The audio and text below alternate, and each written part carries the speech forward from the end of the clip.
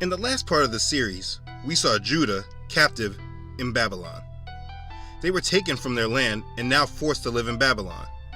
King Nebuchadnezzar wanted to assimilate them with his people. I briefly explained that when a nation conquers another land and its people, it's not just about ruling by force. The best way to rule over a people is to spread their culture to younger generations.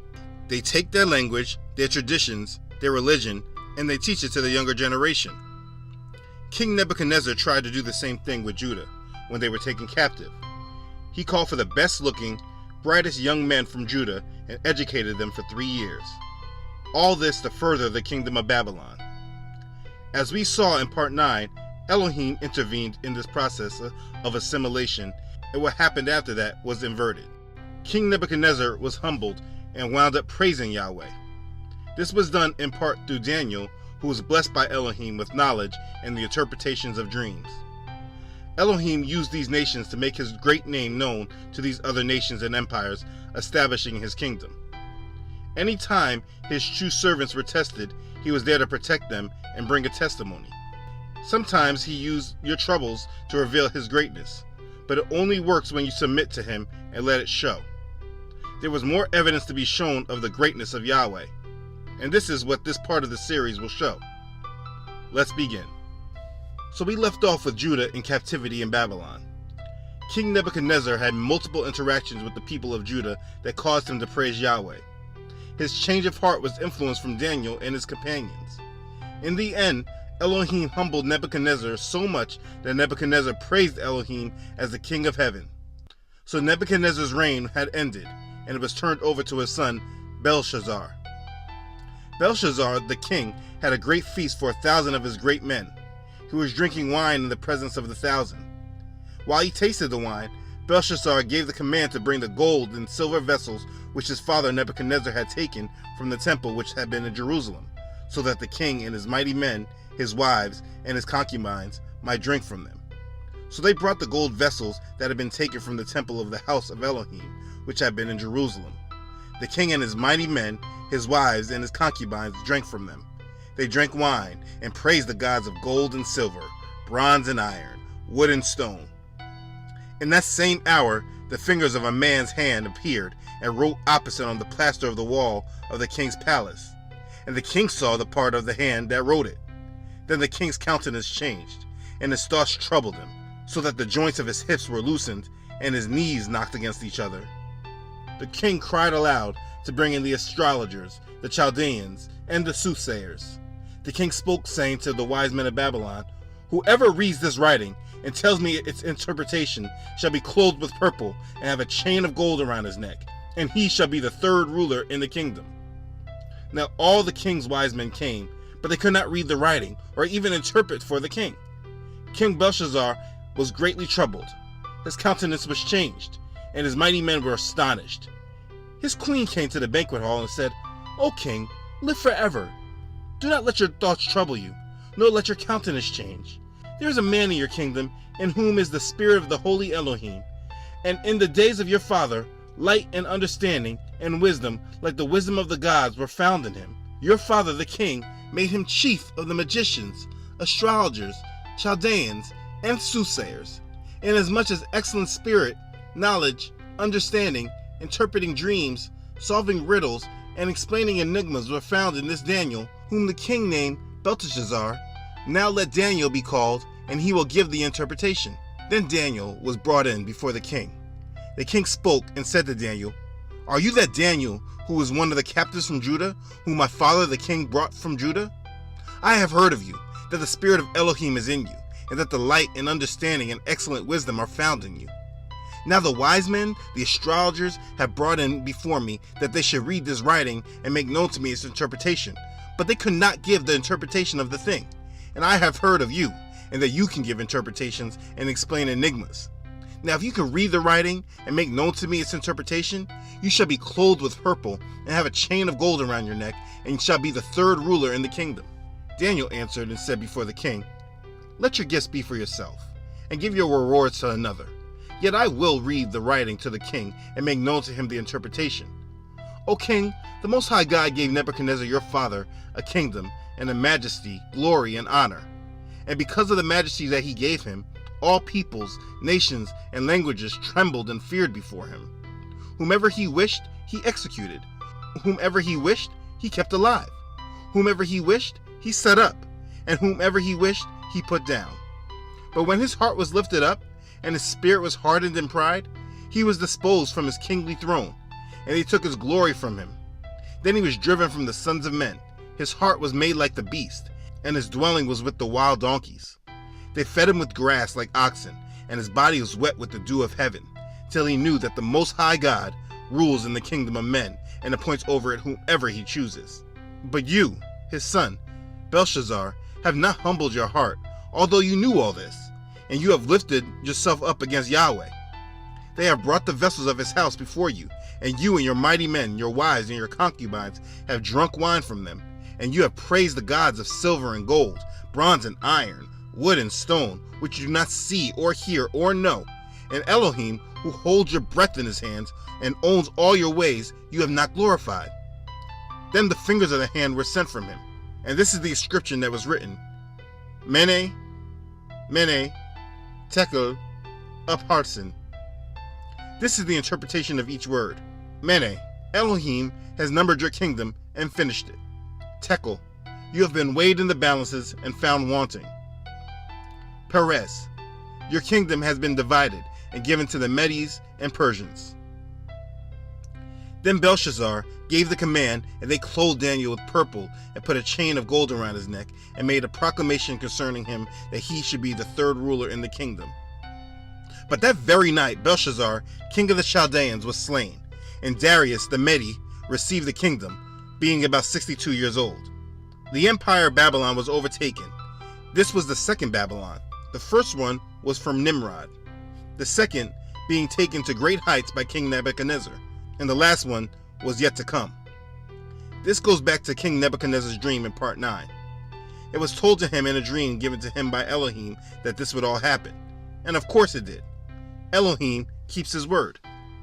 King Darius set over the kingdom 120 viceroys to be over the whole kingdom, and over them 3 governors, whom Daniel was one. Daniel distinguished himself above the governors and viceroys because an excellent spirit was in him, and the king gave thought to setting him over the whole realm. So the governors and viceroys sought to find some charge against Daniel concerning the kingdom, but they could find no charge or fault, because he was faithful, nor was there any error or fault found in him. Then these men said, "We shall not find any charge against this Daniel unless we find it against him concerning the law of his God." So these governors and viceroys gathered before the king and said thus to them, "King Darius, live forever. All the governors of the kingdom, the administrators and viceroys, the counselors and advisors have consulted together to establish a royal statute and to make a firm decree that whoever petitions any god or man for 30 days except you, O king, shall be cast into the den of lions. Now, O king, establish a decree and sign the writing, so that it cannot be changed, according to the law of the Medes and Persians, which does not alter." And King Darius signed the written decree. Now when Daniel knew that the writing was signed, he went home, and in his upper room, with his windows open towards Jerusalem, he knelt down on his knees 3 times that day, and prayed, and gave thanks before Elohim, as was his custom since early days. Then these men assembled and found Daniel praying and making supplication before Elohim. And they went before the king and spoke concerning the king's decree. "Have you not signed a decree that every man who petitions any god or man within 30 days except you, O king, shall be cast into the den of lions?" The king answered and said, "The thing is true, according to the law of Medes and Persians, which does not alter." So they answered and said before the king, "Daniel, who is one of the captains from Judah, does not show due regard for you, O king, or for the decree that you have signed, but makes his petition 3 times a day." And the king, when he heard these words, was greatly displeased with himself, and set his heart on Daniel to deliver him. Then these men approached the king, and said to the king, "Now, O king, that is the law of the Medes and Persians, that no decree or statute which the king establishes may be changed." So the king gave the command, and they brought Daniel and cast him into the den of lions. But the king spoke, saying to Daniel, "Elohim, whom you serve continually, he will deliver you." Then a stone was brought and laid on the mouth of the den, and the king sealed it with his own signet ring and the signets of his mighty men, that the purpose concerning Daniel might not be changed. Now the king went to his palace and spent the night fasting, and no musicians were brought before him. Also his sleep went from him. And the king arose very early in the morning and went in haste to the den of lions. And when he came to the den, he cried out with a lamenting voice to Daniel. The king spoke, saying, "Daniel, servant of the living God, has your God, whom you serve continually, been able to deliver you from the lions?" Then Daniel said to the king, "O king, live forever. My God sent his angels and shut the lions' mouths, so that they have not hurt me, because I was found innocent before him. And also, O king, I have done no wrong before you." Now the king was exceedingly glad for him, and commanded that they should take Daniel up out of the den. So Daniel was taken up out of the den, and no injury whatsoever was found on him, because he believed in his God. And the king gave the command, and they brought those men who accused Daniel, and they cast them into the den of lions. And the lions overpowered them, and broke all their bones in pieces, before they ever came to the bottom of the den. Then King Darius wrote, "To all peoples, nations, and languages that dwell in all the earth, peace be multiplied to you. I make a decree that in every dominion of my kingdom men must tremble and must fear before the God of Daniel. For he is the living God, and steadfast forever. His kingdom is one which shall not be destroyed, and his dominion shall endure to the end. He delivers and rescues, and he works signs and wonders in heaven and on earth, who has delivered Daniel from the power of lions."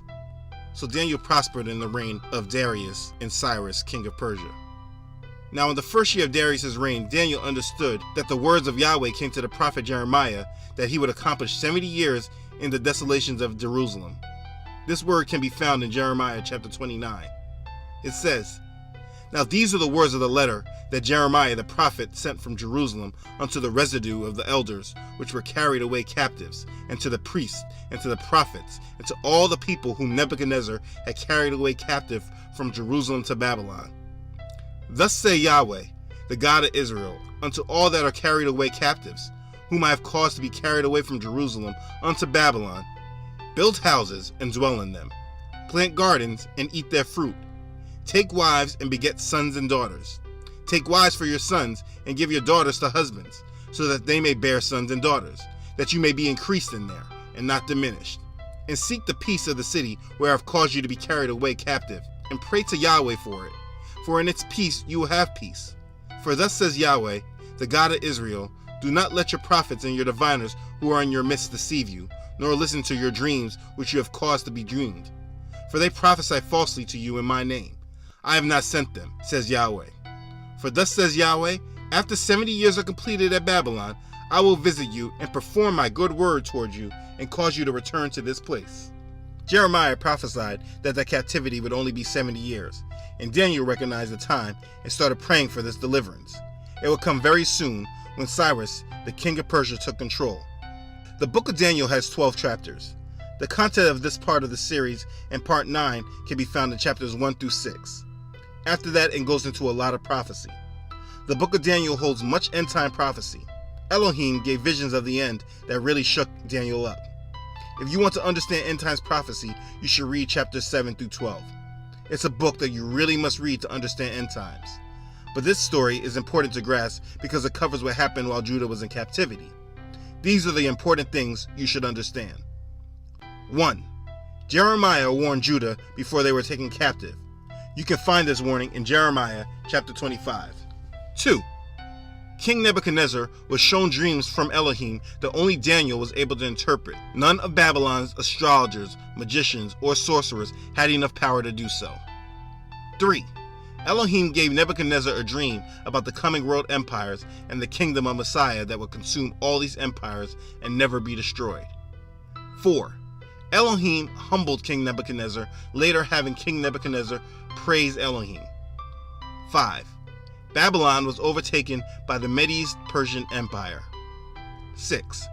Daniel was betrayed for worshiping Elohim and was sent to the lion's den, which Elohim delivered him from. 7. The king of Medes decreed that his kingdom was to tremble and fear before the God of Daniel, very much like what Nebuchadnezzar commanded his people after Daniel's companions were saved from the fiery furnace. 8. Jeremiah prophesied that Judah's captivity would only be for 70 years. All this information just confirms just how awesome and great Elohim is. He truly is the Most High and worthy to be praised. All these other nations and their gods don't have stories of defeating Elohim. And anytime Elohim's people were taken and placed under curses, they were always warned and always provoked it. If believers in the Messiah all would just read their Bibles and apply it, the message would ring loud and clear that we need to submit to His will because He is not to be toyed with. Can you imagine how bad of a decision it would be to know about His word and still not make it a priority to read it? He's giving you many different lessons on how He reacts to sin, as well as how He reacts to those who love and trust Him. The worst mistake would be to say with your mouth that you love Him, while at the same time keep your heart from Him. This series is to drive the point home that He is awesome and His word tells us about Him. The world doesn't know Him because they don't read His word. Please don't be a part of that. Right now, we're all in the lion's den. It's a wicked world, and we must submit to Him, and we must trust in Him. But we must be willing to go through whatever He wants us to go through in order to serve Him and make His great name known, in order to minister to others. It's our purpose. It's His will. We must submit to it.